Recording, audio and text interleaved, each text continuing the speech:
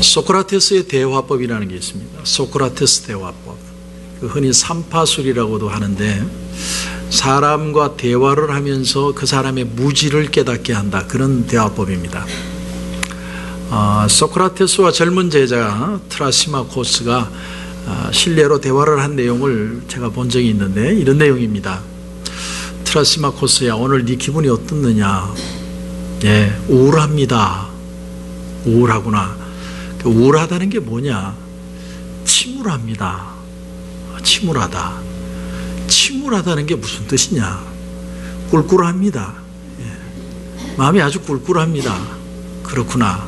마음이 꿀꿀하다는 게 무슨 뜻이냐? 모르겠습니다. 그때 소크라테스가 하는 말이 뭐냐면, 그렇구나. 넌 참 지혜롭다.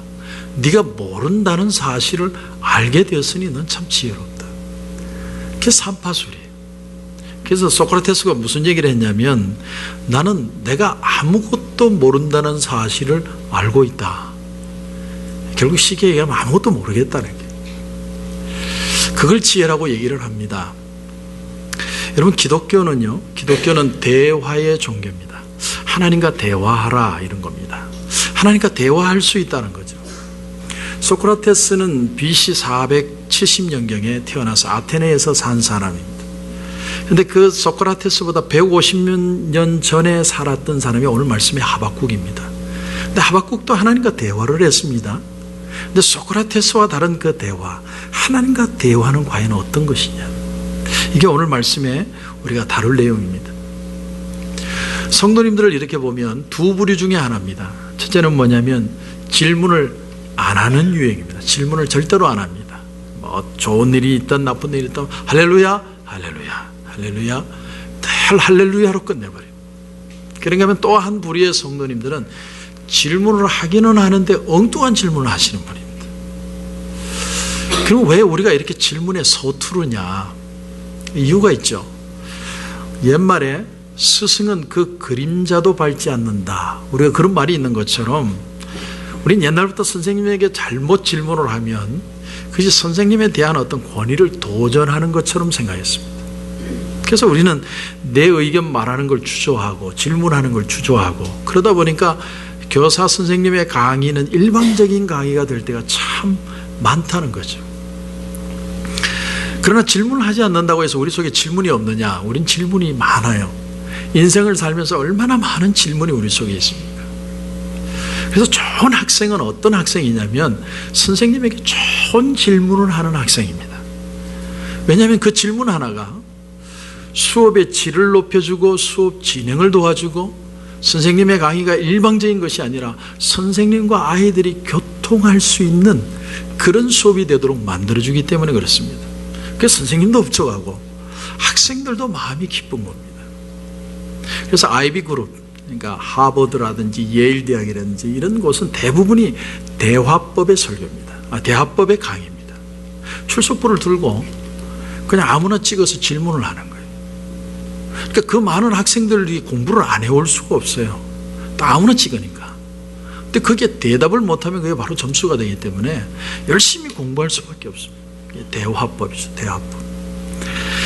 그런데 하나님과 우리 관계에도 질문과 답변이 가능합니다. 질문과 답변.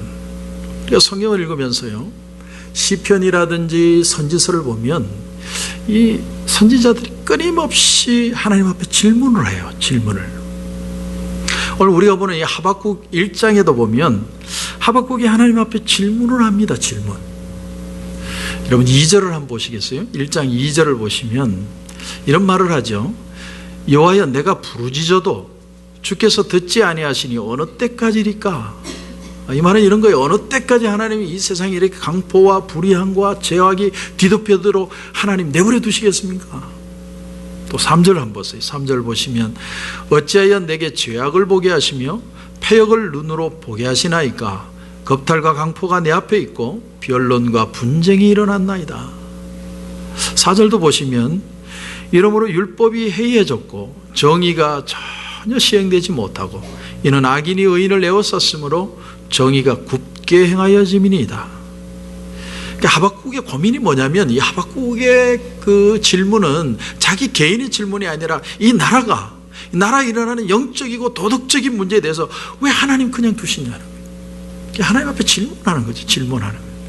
세상이 그야말로 엉망입니다. 막 메이스업 되었습니다. 다 엉켜가지고 하나님 이런 거 그냥 내버려 두실 건가요?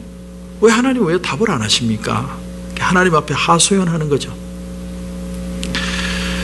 자, 그런데 하나님의 대답이 들려옵니다. 하나님이 대답을 하세요. 여러분 5절을 보시면 5절 1장 5절에 여호와께서 이르시되, 이렇게 표현합니다. 이르시되, 사람이 질문을 하고 하나님이 대답을 하시고, 사람이 거기에 대해서 또 질문을 하고 하나님이 또 대답을 하시고, 이렇게 하면서 예언이 성립이 됐고 이게 하박국서가 된 겁니다. 그런데 하나님의 그 대답이라는 게 뭐예요? 여러분 6절을 보시면 6절에 이렇게 되어 있습니다. 보라, 내가 사납고 성급한 백성 곧 땅이 넓은 곳으로 다니며 자기의 소유가 아닌 거처들을 점령하는 갈대아 사람을 일으키리라, 이렇게 표현합니다. 갈대아가 어디냐면 바벨론입니다. 바벨론을 불러서 이스라엘을 박살내버리겠다, 이런 뜻이에요. 바벨론이 와서 완전히 유다를 부숴버릴 거다, 이런 얘기예요. 오늘 이 하박국서가 우선 우리에게 가르쳐주는 중요한 도전이 뭐냐면, 우리가 신앙에 대해서, 우리 주변에 일어나는 많은 일들에 대해서 하나님 앞에 질문할 수 있다는 거예요. 신앙은 뭐냐면 하나님 앞에 질문하는 거예요. 질문. 근데 또 하나의 답이 뭐냐면, 그 하나님의 대답이 내 생각하고 다를 수 있다라는 거예요. 다를 수 있다. 마틴 로이드 존스 목사님, 20세기의 최고의 설교가라고 불리는 로이드 존스 목사님이 있습니다. 이 목사님의 하박국서 강해를 이렇게 서론을 보다가 저는 머릿말부터 제가 부딪혔습니다. 이런 얘기가 있더라고요. 하나님과 인간의 인격적인 관계가 성경의 유일한 주제는 아닙니다. 그게 아닌데, 내가 생각할 때는 하나님은 우리를 사랑하고 우리를 소중하게 계시고 우리와 관계하시고 우리를 중심으로 세상을 돌리는데 이게 무슨 말일까? 계속 그분의 얘기를 읽어가 보니까 이렇게 얘기를 했습니다. 우리는 성경이 개인의 구원 문제를 다루고 제시한다고 말할 수 있을 것입니다. 그러나 궁극적으로 중요한 성경의 메시지는 온 세상의 상태와 이 세상의 운명에 관한 것이고, 개인으로서의 여러분과 저는 이 전체의 일부분에 불과합니다. 그래서 창세기 1장 1절은 태초에 하나님이 인간을 창조하시니라고 말씀하지 않고 태초에 하나님이 천지를 창조하시니라고 말씀하신 겁니다. 우리는요, 내가 주목받고 내가 1등이 되고 내 꿈은 하나님 반드시 이루어주시고 그게 구원주 예수 그리스도라고 생각하고 사는데, 이번에 말은 나는 2등이 될 수도 있고, 아니 나는 두각을 나타내지 못하고 평범하게 살 수도 있고, 그걸 더 넘어서서 실패할 수도 있고 망할 수도 있고 하나님의 부속품이 될 수도 있다, 이런 뉘앙스예요. 지난주에 제가 이 책을 보면서 많이 생각해 봤습니다. 많이. 근데 여러분, 이런 생각이 들어요. 사람이 자기 중심이 되면 어떤 생각을 가지게 되느냐면, 내가 중요하다고 내가 중심이다 생각하면 첫 번째 드는 게, 경기가 침체가 되면요, 아이고 하나님이 나한테 소홀하셔, 나를 싫어하셔, 언제쯤 하나님은 나를 위해서 이 나라를 회복해 주실까, 또 테러라도 일어나면 아이고 하나님이 왜 좋은 세상 만드셔서 행복하게 살게 만드시지 않고 내가 무슨 죽을 죄를 졌다고 하나님이 이렇게 만드실까. 왜? 모든 게 다 자기 중심이니까. 그래서 사람이 불안해지는 거예요. 오늘 하박국 선지자를 비롯해서 모든 선지자들이 사실은 이걸 질문한 겁니다. 하나님이 이스라엘과 함께 하신다면 왜 악이 있고 타락이 있고 변질되는 겁니까? 내가 평소에 가지고 있던 하나님에 대한 이해와 상반되는 어떤 현상이 일어날 때 그 갈등, 그 이해되지 못하는 상황에서 하나님 앞에 설명을 요구하는 거예요. 설명을. 그런데 하나님이 그 질문에 대해서 답을 어떻게 하느냐면, 그래, 내가 바벨론을 들어서 너희들 다 때려 부실 거야, 망하게 만들 거야, 없애버릴 거야. 한마디로 뭘 말하는 건가 하면 하나님의 섭리 속에서 이스라엘이 주인공이 아니라는 거예요. 네가 메인이 아니야. 하나님의 섭리는 이스라엘보다도 더 크고 더 장구하고 더 장기적으로 또 공의롭고 그리고 구속사적인 어떤 것인데, 이스라엘이 승리자가 되고 넘버원이 되고 주인공이 되는 게 관건이 아니라는 거예요. 하나님의 뜻은 그것보다 더 크고 놀라운 것이다. 지금까지 유다라는 나라는요, 외국이 쳐들어와도 그렇게 걱정하지 않았습니다. 왜냐하면 싸우다가 안 되면 조공바치면 된다 이렇게 생각했어요. 그런데 이제 하나님이 뭐라고 하냐면 아예 내가 너희들 다 부셔버릴 거야. 다 끌려가게 할 거야. 끝내버릴 거야. 그래서 더 이상 신앙을 가질 수도 없고, 내가 예수 믿는다고 얘기하면 사형당하고, 더 이상 예수 믿는 게 특권이 아니라 그런 특권이 허락되지 않는 사회, 오히려 예수 믿는 것이 부끄러움을 당하는 사회, 내가 그런 사회 만들 거야. 너희들 아무리 기도해봐 내 기도 안 들어줘. 하나님이 이스라엘의 하나님이 되시고 이스라엘이 하나님의 선민이 되므로 이스라엘이 그 결과로 세상에서 잘 되고 으뜸이 되고 넘버원이 되고 1등이 되고 흠모의 대상이 될 줄로 너희들이 생각하니? 착각이야, 착각.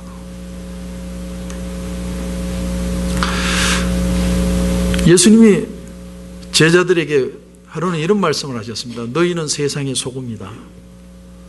근데 소금이요, 소금의 역할을 하려면 녹아야 돼요. 소금은 녹아서 없어지는 거예요. 물론 그 맛이 나는 것이 있지만 소금이 소금 자체로 있으면 아무 쓸모가 없어요. 우리 개신교가 이걸 놓쳤어요. 나는 녹는 거예요. 나는 없어지는 거예요. 예수님이 말씀하신 비유 중에 어느 종이, 샤킹한 얘기입니다. 어느 종이 하루 종일 밭에서 일하고 들어왔을 때 아이고 그래 수고했다 밥 먹어라 그러는 주인이 어디 있느냐 이거예요. 종이 고생하고 들어와도 주인 실컷 밥 다 먹고 그거 다 수정 들고 그 다음에 너 밥 먹지 않느냐, 그게 종 아니냐는 게 예수님이 하신 말씀이에요. 그런데 우리는요, 아이고 수고했다 얼마나 고생했냐 우리가 이런 거 기대합니다. 그러니까 주인의 식사 자리에 같이 앉아서 인격적으로 둘러 앉아서 같이 대우를 받는, 이거 착각이라는 거예요. 착각. 내가 언제 그런 얘기했냐. 우리 모두가 대접받을 것을 기대하다가 여러분 실수해요. 실수. 개인적으로는 가정에 대해서 내가 아버지로서 남편으로서 가장으로서 내가 이만큼 수고하는데 가족들이 이만큼 내가 대우를 받아야 해줘야 되지 않느냐, 그런 거 요구하다가 싸워요. 남편하고 아내하고 싸우고 남편하고 애들하고 싸우고, 왜 아빠로 대우를 안 해주냐. 또 직장에서도 국가에 대해서도 마찬가지예요. 왜 대우 안 해줘 대우를. 여러분 우리가 잘 아는 사도 바울은 걸어서, 비행기도 없는 그때, 기차도 없는 그 시대에 걸어서 복음을 전했습니다. 그것도 이방 나라에 가서 1차 선교여행, 2차 선교여행, 3차, 어떤 분은 4차까지 했다고 표현을 합니다. 요즘 말로 하면 관광 가이드를 해도 할 만큼 정말 많은 지역을 다녔습니다. 바울이 얼마나 여행을 많이 했습니까? 얼마나 수고했습니까? 그런데 만일 사도 바울이 내가 이방인 선교를 해서 이만큼 수고를 했는데 적어도 사람들이 나를 칭찬은 못할 망정 나는 핍박을 하면 안 되는 거 아니냐, 이렇게 기대했다면요, 사도 바울은 실망할 일이 너무 많습니다. 왜냐하면 어떤 동네가 돌에도 맞지요, 두들겨도 맞지요, 욕도 듣지요.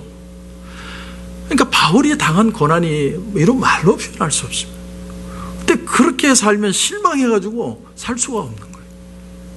또 만약에 사도 바울이 내가 이만큼 수고했는데 공로 비석은 못 세워줄지라도 욕하지는 말아야 되지 않느냐, 이렇게 생각했다면 사도 바울은 예수님보다 더 대단하게 대우를 받으려는 사람입니다. 왜?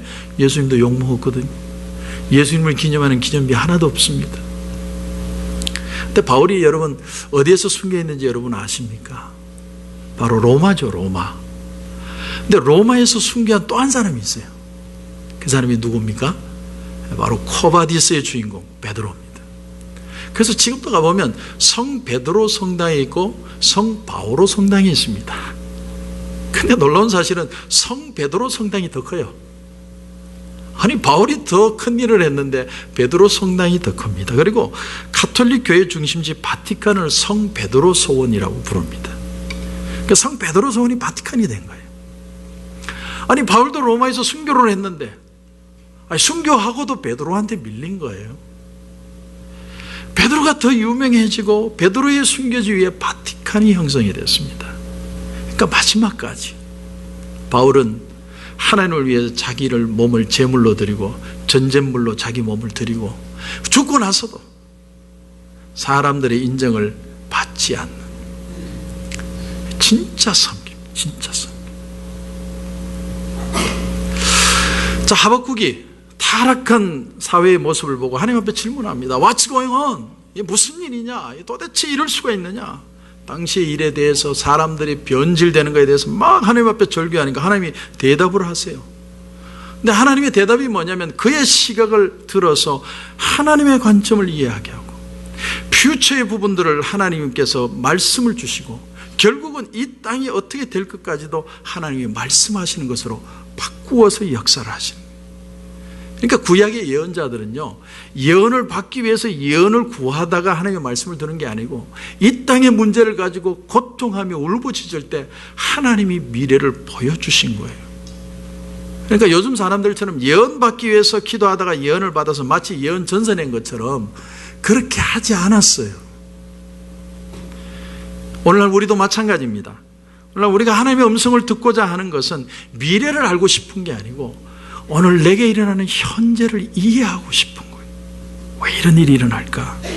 작게는 개인의 차원에서, 크게는 국가적인 차원, 더 크게는 역사에 대해서, 또 구체적으로는 구속사적으로 예수님이 어떻게 이 구원을 이루어 가시는지, 우리가 미국 땅에 살면서 어떻게 신앙생활을 해야 될 것인지를 하나님 앞에 질문하는 거예요.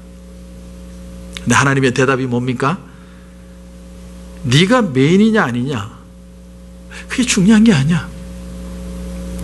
핵심은 내가 이 세상을 주관하고 있다는 것이야. 이 거대한 우주의 플랜을 내가 가지고 있는 거야. 자기 문제에 대해서 자기 문제를 하나님의 시각으로 하나님이 옮겨주시는 게 답이에요. 저희 딸이 K-팝을 나가서 오로지 그건 나갈 때 생각은 가수 되는 것밖에 없어요. 가수. 근데 그걸요, 옆에 작가들이 또 붕붕 뛰어가지고 노래하기 전에 벌써 스타가 됐다고 생각해요. 뭐 저가 아버지 앞에서도 스타예요. 근데 똑 떨어져가지고 돌아와서 조금은 아이가 성숙해졌어요. 뭘 느낄 수 있느냐 하면 공부도 더 열심히 하고요. 목표가 생겼어요. 아빠, 나는 이런 공부할 거야. 옛날에는 아빠, 내가 유명한 가수 돼가지고 하나님의 영광을 드러낼 거예요. 뭐 굉장히 드라마틱하게 보이는데 알맹이는 하나도 없는 그런 소리 하다가, 근데 이제는 자기 꿈이 구체화되고 거기에 맞는 학과를 알아보고 내가 이렇게 공부하기를 원하고 조금 더 성숙해졌어요. 여러분, 한 단계 업그레이드 됐습니다. 그래서 뭐 제가 이런 말을 드리면 좀 어떨지 모르겠지만 차라리 떨어지기를 잘했다. 네. 자, 하박국의 질문에 대해서 하나님이 대답을 하시는 거예요. 5절에 여호와께서 이르시되, 하나님이 대답하시되 이런 뜻이죠. 아주 중요한 구절입니다. 하나님이 뭐라고 대답했느냐보다 더 중요한 건 하나님이 침묵하지 않고 우리가 기도하고 물으면 대답을 하신다는 거예요. 이게 중요합니다. 하나님이 침묵하지 않으셨어요. 하박국의 질문에 대해서 답변을 하십니다. 여러분, 기독교는 대답하시는 하나님을 믿는 신앙입니다. 무신론은 뭐냐면 대답할 존재가 없다는 걸 믿는 게 무신론입니다. 인간이 의문과 고난을 가진다는 건 둘 다 똑같아요. 그런데 기독교는 거기에 대해서 하나님이 답변을 하시고 하나님이 알고 계시고 권념하시고 해결책을 하나님이 주신다는 것이고, 무신론은 그런 답을 줄 수 있는 존재가 이 세상에 없다는 걸 믿는 거예요. 그런데 오늘 하박국에 들려온 하나님의 답이 참 어려운 얘기예요. 답은 받았는데 감당하기가 어려워요. 내가 바벨론이라는 나라를 들어서 다 박살낼 거야, 그럴 줄은 몰랐거든요. 정말 그렇게 하실 줄은 꿈에도 생각 안 했어요. 하박국이. 난 질문만 한 거지. 근데 상상 못할 얘기를 하니까 하박국이 12절부터는 어떤 얘기냐면, 긴 얘기를 줄여 얘기하면 이겁니다. 아이고 하나님, 어렵습니다. 어렵습니다. 우리의 못남을 회복해 달라고 했죠. 언제 때려 부시라고 그랬습니까? 하나님, 감당이 불감당입니다. 하나님, 용서해 주십시오. 여러분, 하나님의 답이 우리 인생에 처음부터 쉬운 게 아니에요. 우리는 하나님이 수학 문제처럼 탁탁탁탁 공식 나오게 그렇게 답을 원하는데, 하나님 그렇게 답 주지 않으세요. 어려워요. 어떨 땐 우리의 이해 수준을 넘어가는 것 같아요. 그래서 답답하고 눈물이 나고 한숨이 나오고 고통을 당하고. 더 쉐크라는 오두막이라는 그런 몇 해 전에 베스트셀러가 된 미국의 책이 있습니다. 더 쉐크. 그게 무슨 책의 내용을 가지냐면, 자기 사랑하는 딸이 연쇄 살인범에게 잡혀서 죽어요. 근데 어떤 오두막에서 남자가 마음에 큰 아빠가 상처를 가지고 사는데, 그 오두막을 다시 찾아가서 거기서 하나님 앞에 질문을 해요. 근데 하나님이 거기에 대한 대답을 다 해주십니다. 그러니까 자기 딸이 죽은 그 자리에서 하나님을 다시 만나게 된다는 얘기예요. 자기를 사랑하시는 예수 그리스도, 하나님 아버지, 성령님을 다시 만나고 이야기해야 된다. 근데 그게 나온 하나님은 모든 질문에 답변을 주시는 하나님. 오늘 말씀에 하박국도 하나님의 대답이 처음에는 어려웠어요. 그런데 어려운데 이것을 받아들이는 작업이 지금 하박국이에요. 그러니까 얼마나 어렵겠습니까? 그러니까 2장으로 넘어가면 더 얘기가 깊어지고 더 수준 높은, 더 깊은 얘기로 나갑니다. 점증적인 심화예요. 그래서 그 답을, 아이고 어렵습니다, 하나님 용서해 주십시오라고 기도를 했더니 2장에 넘어가서 2장 2절 3절에 하나님이 이런 답을 주십니다. 한번 보십시오. 2장 2절 3절 보시면, 여호와께서 내게 대답하여 이르시되 너는 이 묵시를 기록하여 판에 명백히 새기되 달려가면서도 읽을 수 있게 하라. 이 묵시는 정한 때가 있나니 그 종말이 속히 이르겠고 결코 거짓되지 아니하리라. 비록 더딜지라도 기다리라. 지체되지 않고 반드시 응하리라. 이게 참 중요한 하나님의 앤서가 있습니다. 앤서가 뭐냐면, 너는 이 묵시를 기록해서 판에 분명하게 새기라는 거예요. 세월이 지나도 지워지지 않는 말씀을 딱 새기라는 거예요. 우리의 가슴팍에다가 새길 건 말씀밖에 없다는 거예요. 뿐만 아니라 달리면서도 읽을 수 있도록 크게 적으라는 거예요. 어떤 상황에서 어떤 입장에서 보아도 볼 수 있도록 그 말씀을 크게 새겨라. 여러분, 놀라운 얘기입니다. 이게 하나님이 뭐 예루살렘을 용서한다든지 뭐 치료해 주시겠다, 뭐 치유의 하나님, 그게 아니라 내가 너희들에게 대신에 말씀을 남겨주겠다는 거예요. 예루살렘이 잿더미가 될 텐데 그 잿더미 위에 하박국의 말씀은 살아남도록 만들겠다는 거예요. 인간의 방법과 인간의 생각은 다 실패하고 사라져도 하나님의 말씀은 영원히 남을 것이다. 여러분, 하나님의 말씀은 영원토록 살아서 성취됩니다. 예루살렘도 결국 망하고요, 놀라운 사실은 예루살렘을 망했던 바벨론도 완전히 망해버렸습니다. 이번에 박근혜 탄핵이 결정되고 난 뒤에 뭐 여러분도 초도의 관심사가 그런 것이 아니었나 싶겠지만, 두 사람의 얼굴을 대조해서 화면에 보여줘요. 또 어디서 그런 사진을 또 찾았어요. 12년 전에 노무현 대통령을 탄핵했을 때 문재인 씨 얼굴은 죽을 상이 돼 있고, 박근혜 대통령 그때 막 웃고 있는 장면을 딱 찍었어요. 그리고 딱 12년 후에 박근혜 대통령이 탄핵이 되었을 때 문재인은 웃고 있고 박근혜는 침울한 얼굴을 찍었어요. 하여튼 기가 막히게 그런 걸 어디서 찾아요. 뭘 깨닫냐면, 결국 인생은 망하고 서고 망하고, 이게 인생이라는 거예요. 인생 막 웃는 것 같아도 어느 날 보면 침울하고요, 막 침울한 것 같아도 어느 날 보면 웃고 있고, 이게 인생이다. 그런데 영원토록 변하지 않는 게 하나 있다. 그게 뭐냐면 하나님의 말씀이다. 그 말씀을 너희의 마음판에 새기라는 거예요. 인생에 뭘 그렇게 기대할 건데. 탑의 자리에 올라가도 떨어질 때가 있는데. 그래서 달려가도 볼 수 있고 넘어져도 볼 수 있고 깊이 새겨서 그 말씀을 지키고 그 말씀을 묵상하고 그 말씀과 함께 살아라. 말씀과 함께. 왜 말씀을 여러분 붙들어야 돼요? 그 답이 3절이에요. 3절을 보십시오. 이 묵시는 정한 때가 있나니. 정한 때가 있다. 모든 것이 하나님의 때가 있다라는 거예요. 그때가 언제예요? 이스라엘 백성들이 포로로 잡혀가지만 언젠가는 다시 끝나고 돌아올 날이 있다네. 지금 당장 하나님이 적군들을 다 몰아내시고 없애주는 게 아니라 하나님의 말씀대로 예루살렘은 망해요. 근데 중요한 사실은 뭐냐면 그게 마지막이 아니라는 거예요. 포로 생활에서 하나님이 돌아오게 하실 것이다. 여러분 옛날에 그 터미네이터 영화 보셨어요? 터미네이터 영화. 1편인지 2편인지 모르겠는데 마지막에 탁 터미네이터가 손가락 하나 이렇게 탁 하면서 불구덩이 속으로 들어갑니다. 뭘 뜻하는 거예요? 나 3편에 다시 나온다. 그죠? 그거예요. 소망이에요. 소망. 역사는 여기서 끝이 나는 게 아니고 하나님이 회복하실 때가 있고 하나님의 때가 반드시 오고 있다. 비록 더딜지라도 기다리라. 지체되지 않고 반드시 응하리라. 할렐루야. 그러므로 여러분은 어떻게 살라는 거예요? 이게 오늘 말씀의 핵심입니다. 하박국 전체의 핵심이에요. 2장 4절 하반절 보십시오. 의인은 그의 믿음으로 말미암아 살리라. 한번 따라해 보겠습니다. 의인은 그의 믿음으로 말미암아 살리라. 할렐루야. 이게 중요해요. 학생이 시험 치고 나서 점수를 학생이 매기는 거 아니에요. 선생님이 매기는 겁니다. 마찬가지로 우리가 지금 하고 있는 행동이나 의미와 가치를 전부 알지 못해요. 그 평가는 하나님이 하시는 거예요. 잘했으면 잘한 대로, 못했으면 못한 대로 하나님께 맡길 줄 아셔야 돼요.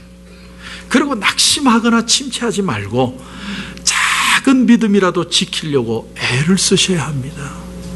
하나님은 너무 완벽하게 잘하려고 드는 것을 별로 좋아하지 않습니다. 하나님은 지나치게 여러분이 잘하길 원하지 않았어요. 낙심하지 않고 침체하지 않고 주어진 그 상황 안에서 자기 나름대로 최선을 다하면 하나님이 그거 기뻐하세요. 할렐루야. 언젠가요? 오래된 얘기지만 놀랜드 헤이즈라고 하는 흑인 가수가 독일의 베를린에서 독창회를 가진 적이 있습니다. 근데 이 흑인 가수가 그날 관중이 왔는데 전부 백인만 왔어요. 노래를 시작하려고 하는데 관중석에서 어떤 사람이 막 외치는 거예요. 감독이 노래 못 듣는다. 감독이 노래 집어쳐. 막 물건 던지고 욕하고. 얼마나 치욕스럽겠어요. 내가 지금 노래 부르러 왔는데 그러가 이 가수도요 같이 욕하고 돌아서 집에 가려고 그냥 탁 돌아서는데 갑자기 환상이 하나가 탁 보여요. 딱 픽처가 하나가 탁 보이는 거예요. 그게 뭐냐면 예수님이 빌라도 법정에 서 있는 모습이에요.